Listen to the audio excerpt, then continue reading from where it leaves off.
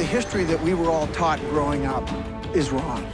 My name is Scott Wolter, and I'm a forensic geologist. There's a hidden history that nobody knows about. There are pyramids, chambers, tombs, inscriptions. They're all over the world. We're going to investigate these artifacts and sites, and we're going to get to the truth. Sometimes history isn't what we've been told.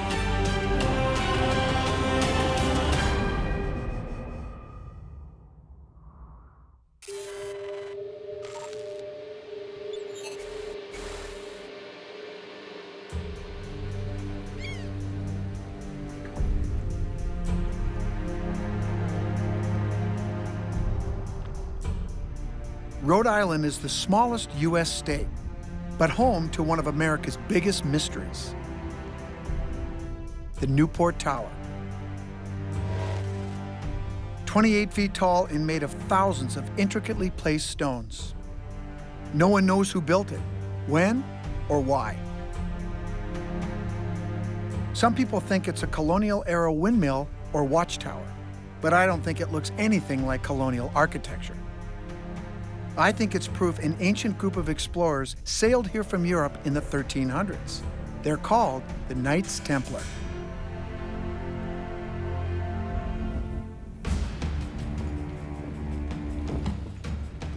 The Order of the Knights Templar was created by the Catholic Church in the 12th century to protect Jerusalem during the Crusades. But during that time, they became increasingly powerful, too powerful according to the King of France. He banned the order and had many of the knights executed. But others are said to have fled with something that I think is very important to Christian beliefs: the Holy Grail. The Grail is thought to be the cup that Jesus drank from at the Last Supper, or perhaps symbolized hidden secrets. I think the Templars brought the Grail to North America, and the Newport Tower is proof that they were here.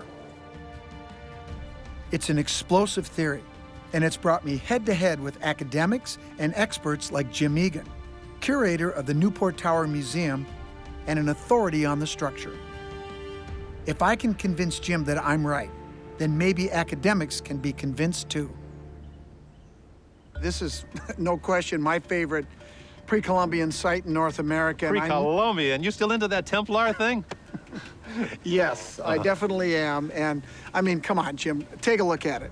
They built many churches in Europe exactly like this. I agree, okay. And you got the round cylinder sitting on 8 round, heavy columns, equally spaced, the round Romanesque arches, and the capstone ledges clearly for structural support for a first-story round ambulatory all around the building. It's exactly identical to what they built in the 12th century, and they built it here, of course. There are many churches in Europe with connections to the Templars. They incorporate architectural elements also found in the Newport Tower, and they were built at the time when the Templars were around. Mellifont Abbey in Ireland, the round churches throughout Bornholm in Denmark, and the Cambridge Round Church in England. But Jim Egan has a different idea. Everyone comes to the tower with their own theory, but I studied Rhode Island history, and I came across a chapter in Rhode Island history that very few Rhode Islanders even know about. You still in that John Dee thing? Well, him, as a matter of fact. I've come across John Dee in my investigations before. He was a talented man of many trades: astronomer, map maker, and advisor to Queen Elizabeth in the late 1500s. Jim says that Dee designed the tower in 1583 and had it placed in Newport to help the Queen establish a land claim here in America. But I don't buy it. This fellow John Dee was not only the navigational guide, he was the architect of this entire plan to colonize the New World, and I claim he was the architect of the tower. Jim, I know you like this 1583 date, but there's no way that the tower was built then. Why? I found a map that has the tower on it that dates to 1569. This map was drawn by Gerardus Mercator in 1569, and it was one of the most significant maps of its time.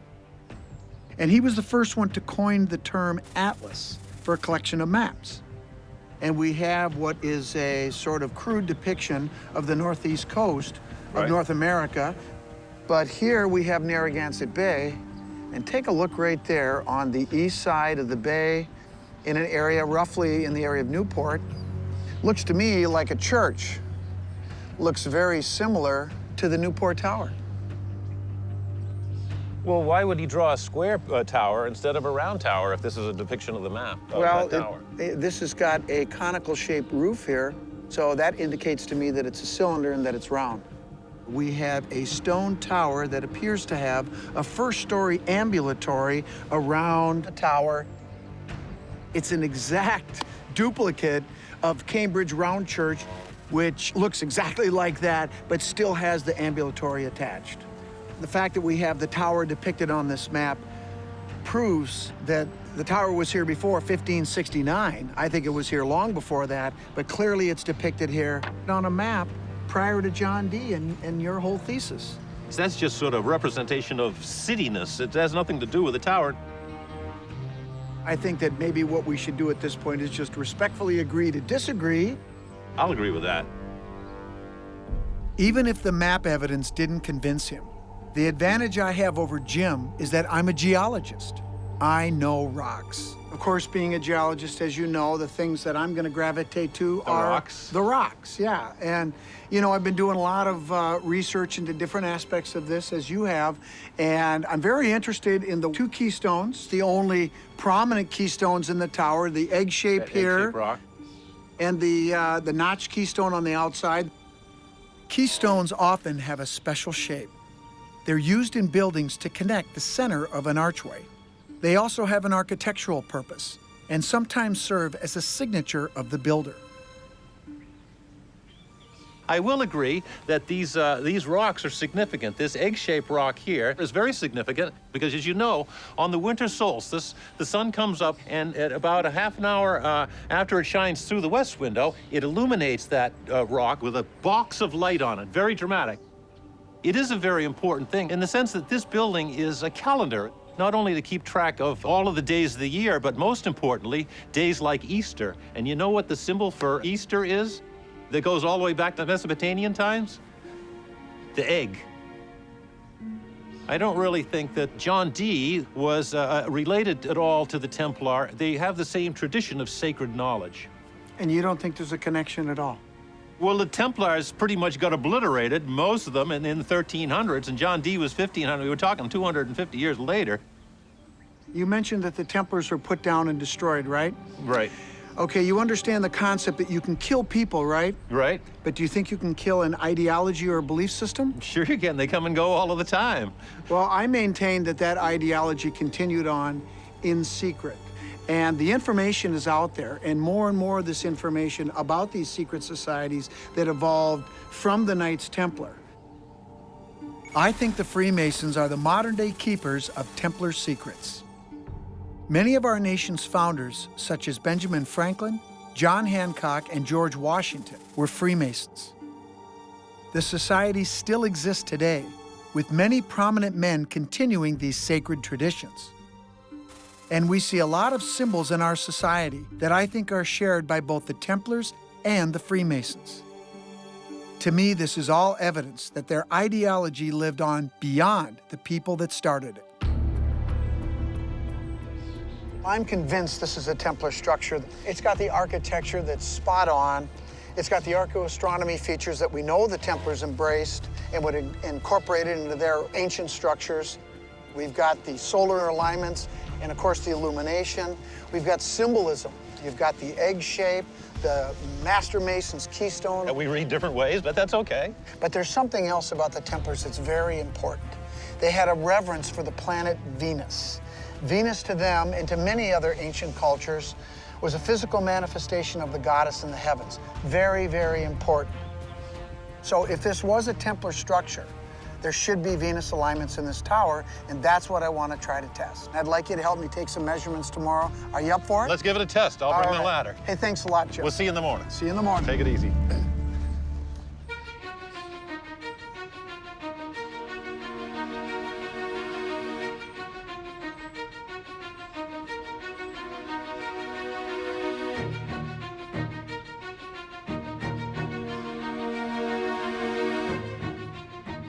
It's been almost 5 years since I started thinking there could be Venus alignments in the tower.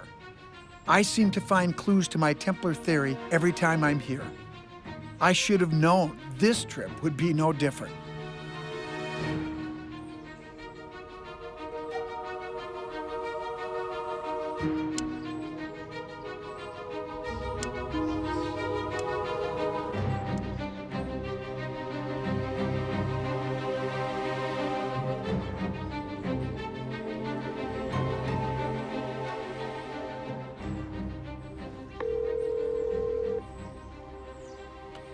Hey, Paul, this is Scott Wolter. Hey, Scott. Hey, listen, do you remember that piece of Cumberlandite we looked at your house that night it was there? Yes. Where did you find that again? Well, I found that on an island north of Newport called Prudence Island. Prudence Island. Well, I tell you what, I think I just found a piece. I know I found a piece here in the Newport Tower. Really? What do you think that means? Well, I have some ideas. Could we maybe go there and take a look and see if we could find another piece? Yeah, sure. Sure. When do you want to go? As soon as possible.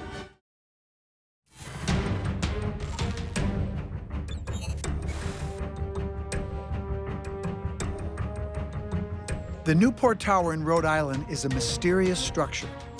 I believe it proves that some of the history we've been told about America and who discovered it is wrong.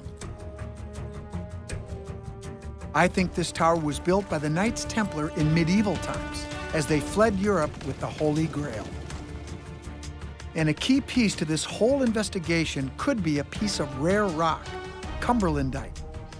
I think that finding a single block of it placed in the Newport Tower is incredibly significant and could be hidden evidence of Templar beliefs and a trademark of their presence. I'm meeting my buddy Paul, who knows where to find Cumberlandite and can help me show how this clue connects with the Templars.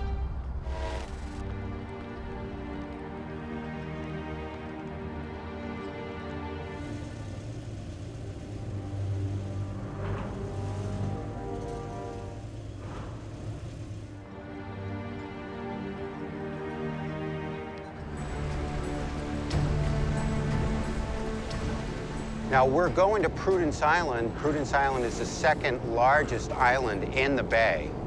These islands are so strategic and have this rich history, and it certainly makes sense to me that the Templars would have been exploring all around the bay, and they certainly could have found that piece of Cumberlandite that's in the tower. So Scott, why are you so interested in the Cumberlandite? Well, there's a piece of Cumberlandite in the south column of the Newport Tower. It seems to be strategically positioned, and I don't think that's an accident. And the reason I think that that stone is there is that the Templars who built the tower, I think, would have revered this stone. And the reason for that, it has some very unique properties. Cumberlandite is a magnetic rock formed in only one place, Cumberland, Rhode Island. Glaciers have moved some of it to Narragansett Bay.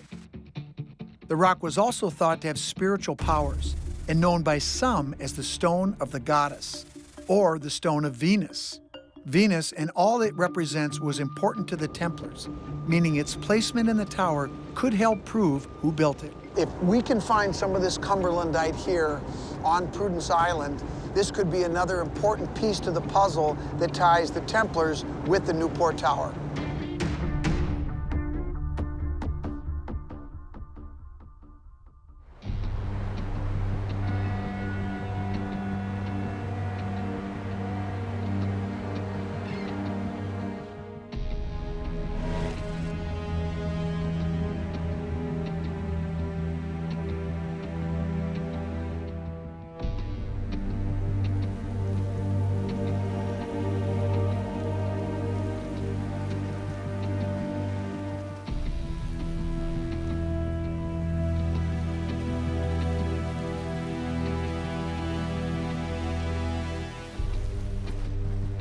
Now you see these rocks.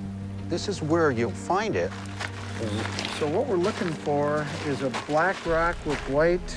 See, these are barnacles, Yeah. but it looks similar. It's very subtle.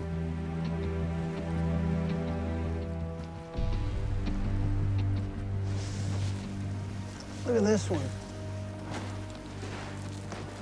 You know, that feels pretty heavy.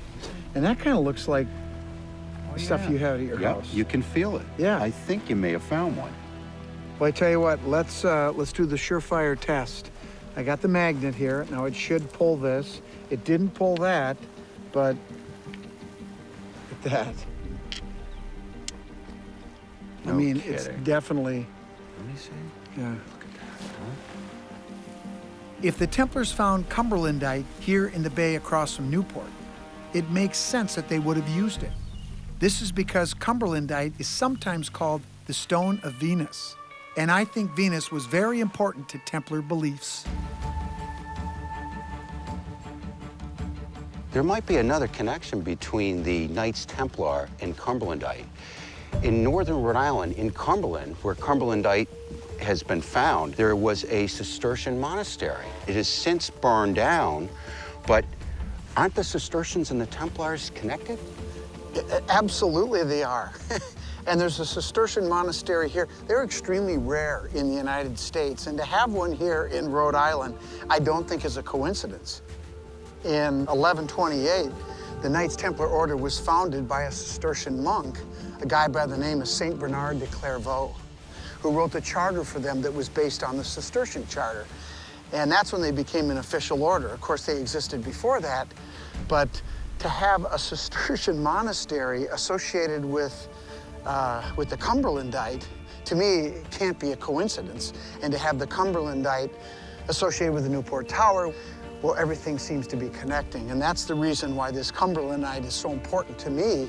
So I have a picture of the Cistercian monastery, and I suspect you might find Cumberlandite in that as well.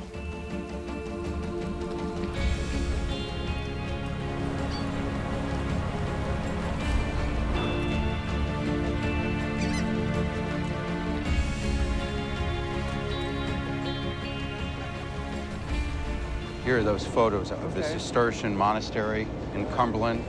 Look at that. well, this is perfect. It looks just like Cistercian abbeys that I've seen before. This is a classic layout, no question about it. And this is where the Cumberlandite source was, right? That's right. What's interesting is that the Cistercians and the Templars had a fascination with the Virgin Mary. You can see the name of the monastery is named Our Lady of the Valley. I mean, every one of these monasteries was named in honor of Our Lady. The physical manifestation of the goddess in the heavens to them was the planet Venus. And they revered the planet Venus, and they kept close track of its movements. I believe there's no question that Venus was central to what the Templars believed. Cumberlandite was the stone of Venus, and Templar beliefs centered on it. And I think there are Venus alignments in the Newport Tower that I believe show that Templars built it. And now I've got an experiment that could prove it.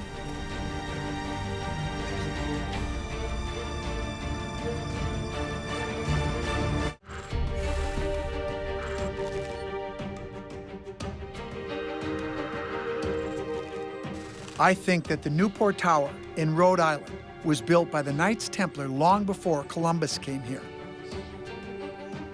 Now, I'm going to try and prove it. I already know that the style of architecture matches other Templar structures. And in the tower, I've discovered the use of Cumberlandite, a rare rock that symbolizes the planet Venus. Cumberlandite could be another clue that the Templars were here because of the rock's connection to Venus. Venus is a symbol for the female. It was likely an important symbol for the Templars because it represented something their leadership believed in very strongly, that men and women were equal. These ideas put them at odds with the church and were part of the reason for their exile and execution in 1307. Because of the importance the Templars placed on Venus, they tracked it in the sky and used it to orient their churches and other structures as a physical way to represent their revolutionary beliefs. And I think they used Venus alignments in this tower. Some, including Jim Egan, think I'm wrong. So I have to try and prove that Venus alignments are really here. Okay, Jim, so here's what I think is going on that upper floor. Now, you see that window right there on the west side? To my knowledge today, nobody knows why those windows are there, correct? Not really. There's not much information up there on the second floor. Well, I'm absolutely certain that those windows were used for making observations of the planet Venus. Well, what's so special about these windows? I think there's more going on here, okay? To many ancient cultures going back thousands of years, and certainly to the Templars, they revered it from a spiritual sense, All okay? right. So Venus represents the goddess in the heavens, and so it rises before the sun, and then the sun follows. Many of these ancient structures, they would actually capture the light of Venus. How do you mean capture? Well, they would capture it by focusing it through a very small aperture like we have in the tower. Yep. And the light would come through, and it would be captured by some type of receptacle that would reflect that light of Venus and bring the goddess into the room, so to speak. We might have that. Maybe on the winter solstice, the light of Venus coming through and possibly being captured in the niche on the west side above our keystones. You'll never see that nowadays. All of these lights are pollution from the city. You're right about that. I think it's going to be very difficult for us to see what they saw going back to the 12th century. However, what I think we can do is to see if there is an alignment that would allow that to happen. There may be a specific day of the year when that happens, the winter solstice perhaps, Yeah. where the light will go through that window at an angle of about 22 degrees, and then the light will hit the backside of that niche. Throughout the 6 months that Venus is in the southeastern sky during the winter, anybody looking through that window could make observations of the planet Venus. It would be in a perfect position for that. Okay. For 6 months, when it's an evening star, during the summertime, you look through that west window, you could make observations for 6 months during that time. We might also have a similar type of capture of the light inside of a niche coming from the west side. Yeah. That will come through at roughly the same angle and hit somewhere on the inside of the tower. All right. But think about this. When we have the light coming from the east and the light coming from the west, it crosses. Not at the same time, but throughout the year, we get this crisscrossing X symbol, which I find very interesting. This cross, which forms an X, is a symbol I've seen on many artifacts that I think were left in America by the Knights Templar. In fact, it was on an artifact called the Narragansett runestone, only about 20 miles from here, that was stolen and that state authorities are trying to find. I think the symbol was the Templars' trademark, and finding it here in this same bay, so close to the tower, is more evidence they were here. To see if my alignment theory works, I need to measure the angle of the niche from the window. I know that Venus appears in the night sky at an angle of around 22 degrees on the solstice. And if there's a straight line from the niche up through the window towards Venus, then it's another clue that the Templars built this tower. So I'm going to use my Brunton compass, my geologic compass, and I'm going to try to measure that angle.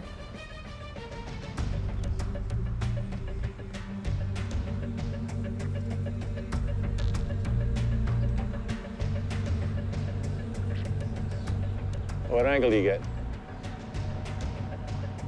That angle's around 25 degrees.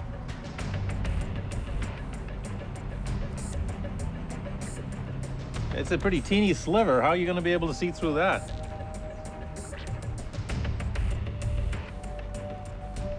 The engineering of this tower Yep. was very precise, was it not? Yeah, all these things are special. We've got the alignment of Venus coming through that window down to this niche. We've got when it's a morning star, when it's an evening star, it comes through that window up there, down somewhere here on this wall, perhaps to that niche, and it makes an X. And if we can show that, that'll be another piece of the puzzle that proves that the Templars built this tower. You know how we're gonna figure it out? Wow. We have to come back here on the winter solstice.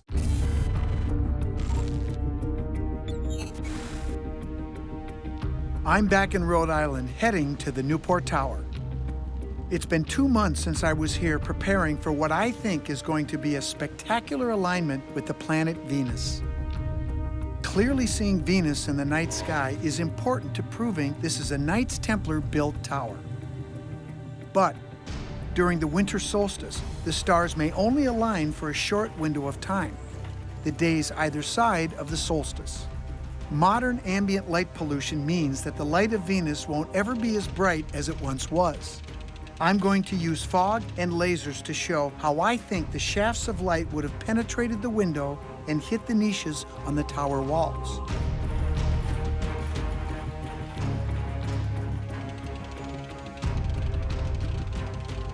You know, Jim, I know you think John Dee built this tower during Elizabethan times, 1583. but you're wrong. Well, why? I'm absolutely convinced that the Knights Templar built this tower, and if this Venus alignment works the way I think it will, it's absolutely going to solidify the true history of this tower and who built it. All right, so how's it gonna work?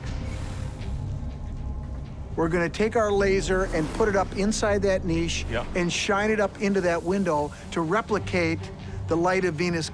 I brought a fog machine, and we're going to fog up the inside of the tower. Right. So when we get the lasers crossing, we'll be able to see them, and they will make an X.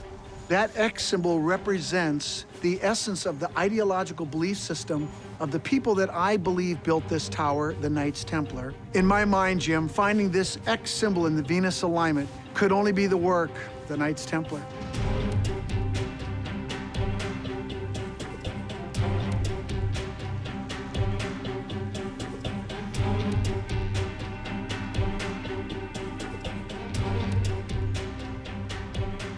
Let's see what this laser test of the giant X is. You ready? Yeah, pressing. All right, let's do this. All right, green one's on. Position's good. Hey, look at that. The blue one's on. Whoa, look at that. And there's the X. The Venus alignments cross and make a perfect X. Nobody but the Templars would design this into a structure like this. I know, they were the only one with laser light shows back in the 1200s. But that's what you think is gonna happen, that the light's gonna shine through this into here. Venus is gonna be up in a couple of hours. Let's see what actually happens. All right, we're gonna see the light come through. You're gonna love it. Let's see.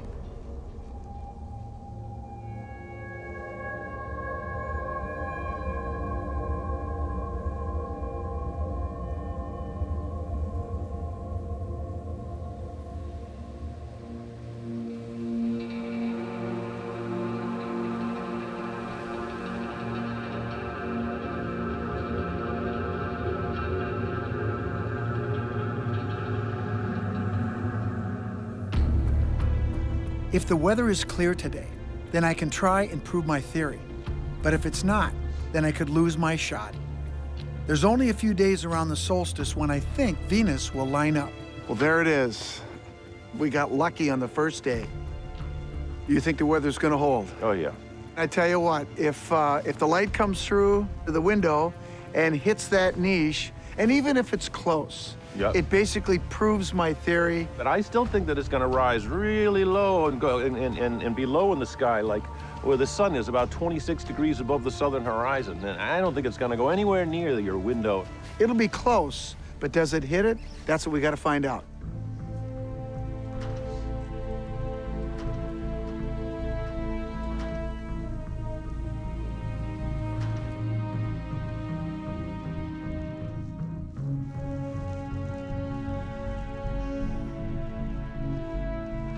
Clouds have moved in. I can't believe it. Yeah, it's still a little cloudy on the horizon there. It's starting to brighten up a little bit because the sun's coming up.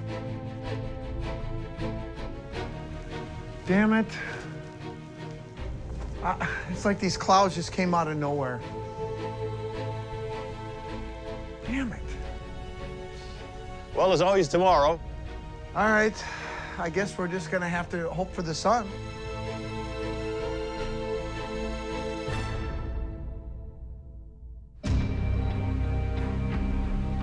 The stars only align for a short window of time, right around the solstice.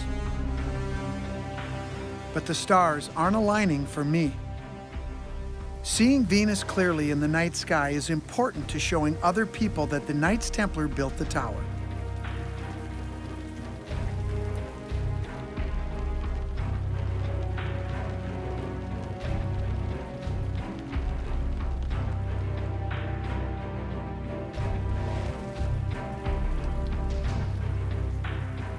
Rained out again. Yeah, yep. It's almost 9 o'clock, and it's not gonna happen today. We've only got 2 more days. Well, I hear it might clear up tomorrow. If I have any chance of convincing Jim and other people that the Templars built this, I need the weather to cooperate.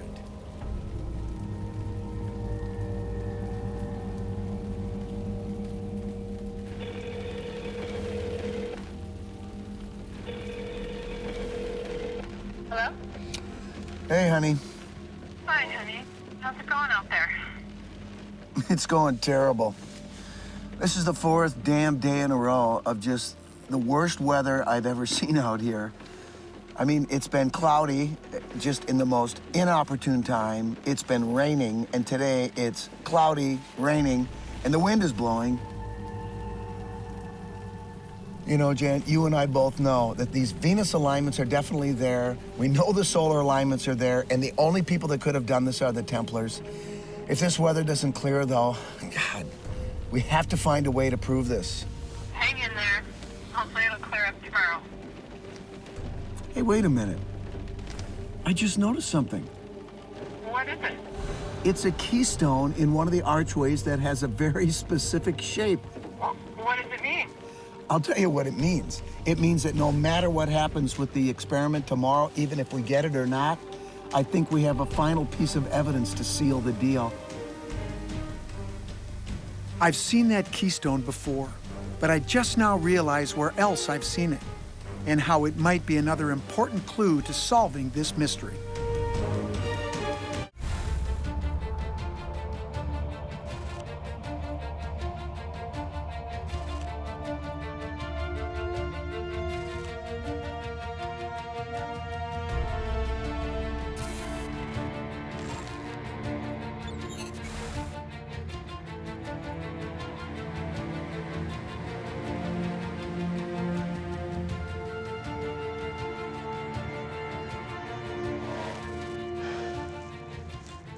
Finally, after 4 days of frustration, looks like we're gonna get a clear day.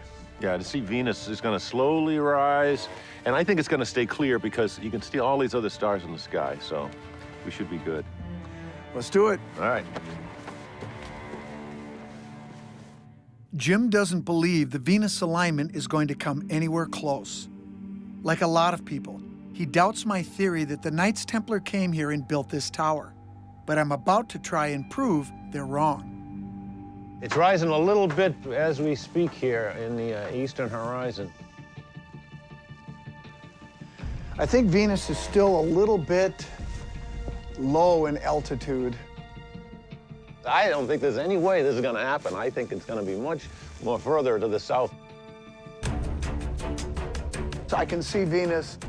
If it doesn't hit the niche, it's going to be damn close. You know what? I think it is a little bit to the south. I think Venus is off to the right, to the south a little bit. So it's actually hitting over here behind me. It's not going to hit my niche. Damn it. Yeah, it might not have hit your angle that you were talking about, but, you know, it definitely is going to come through that window someplace.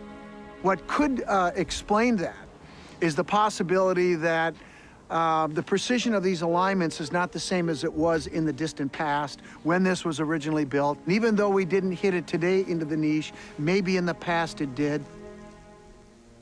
The axis of the Earth in relation to Venus has changed in the past 500 years, and earthquakes may explain why things no longer line up. The Venus alignment may not have worked exactly like I wanted, but it's not the only illumination here that tells me the Templars built this.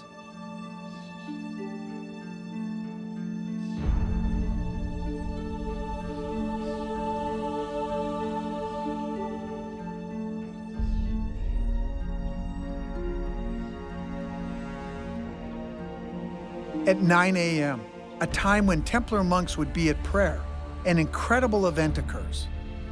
The morning sunlight illuminates the egg-shaped keystone. And I think the way this happens is something only the Templars would have engineered.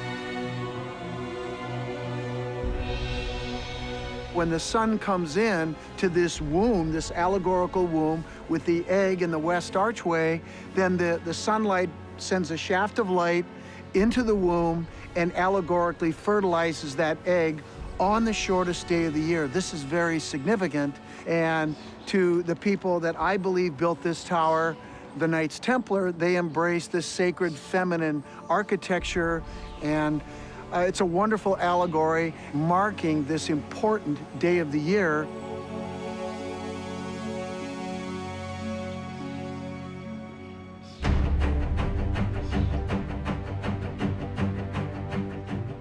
Well, Jim, I think we can agree that this is not a colonial structure, and it goes back at least hundreds of years, for sure. I'm on you on that one, Scotty. Okay.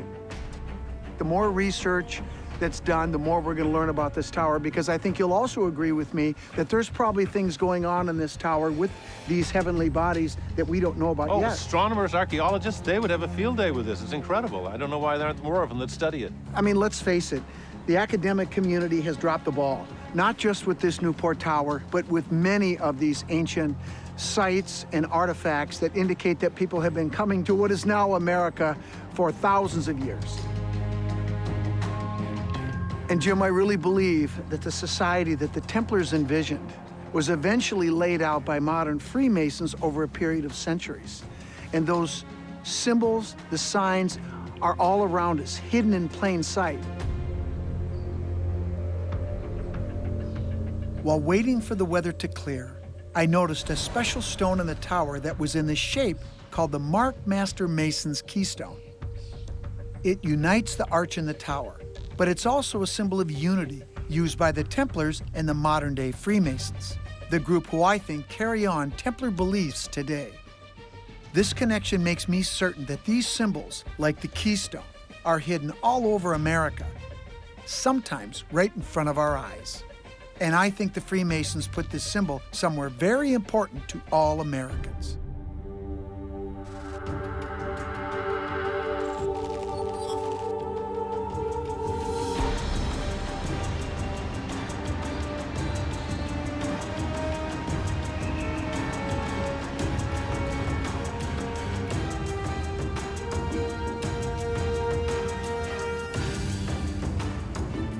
I've seen that keystone symbol many times, but there's only one way I can really see it.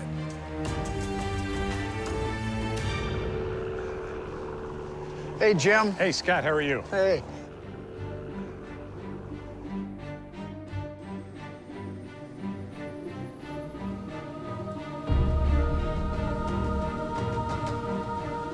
Colonial Tower, helicopter 410 Sierra Juliet with the Hotel Bravo intersection. I'd like to depart to the north, please. Kilo 1 Sierra Juliet, remain east of 422 at all times. Clear for takeoff, taxiway Bravo Papa.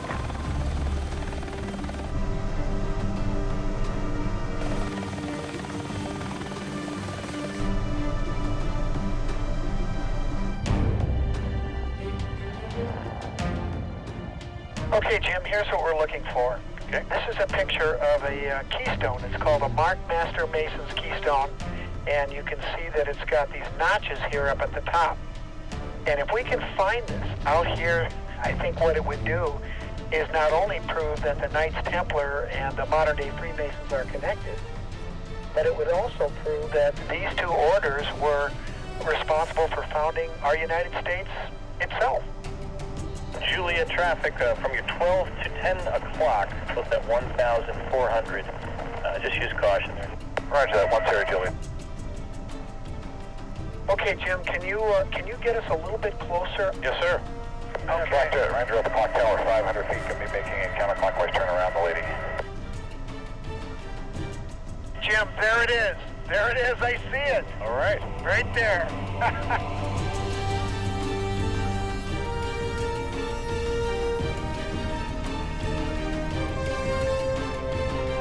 The notched keystone, she's holding it in her left hand. The honor of putting the final keystone was given to the Master Mason. So he would carve the notches at the top, and that was his honor to tie that structure together structurally and allegorically. The gold flame represents illumination or enlightenment. which is one of the tenets of the people that I think built this, the Freemasons. The Templars used the symbol before them, and it's one of the many things connecting these two highly secretive organizations together through history. This symbol was put here on the Statue of Liberty for all the world to see.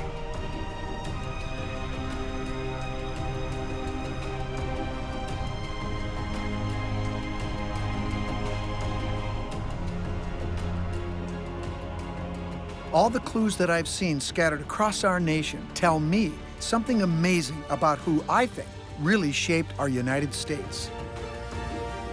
I believe the Templars came to the New World, and the Newport Tower is undeniable proof they were here. I think they came to America in search of religious freedom and to escape persecution. In that way, I think the Templars set the stage for countless others to emigrate for the same reason, be them Puritan or Quaker, Jewish or Muslim. I think the Templars passed on many of their ideals to the Freemasons, some of whom were founding fathers of the United States. By incorporating their unique symbol into one of the most iconic pieces of U.S. history, I'm certain both the Templars and the Freemasons left no doubt they were instrumental in America's design.